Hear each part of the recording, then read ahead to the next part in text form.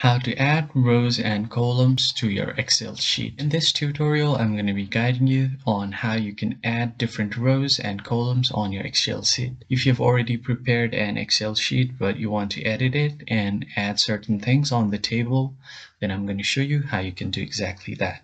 So the first thing that you want to do is select the place that you want to insert. So let's say if I want an extra column right here between these two columns, I'm just going to right click, and once I right click by hovering my pointer at the top right, you will see an option to add column right here. So if you right click here, you will see,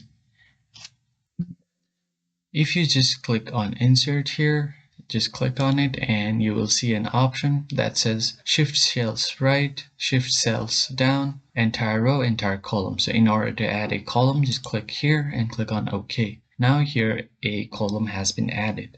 Now the same thing, if you want to add a row, just right click and head over to insert, and here you have table rows above. So just click here and a row will be inserted. So another thing that you can do is select this entire row or column and then right click, then you just click on insert, and here a row will be inserted right here.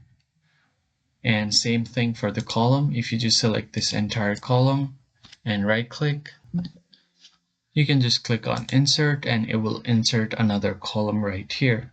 And that's how you can easily insert rows and column on Excel sheet. If you found this video helpful, please hit the like button and subscribe to the channel. I'll see you guys on the next one.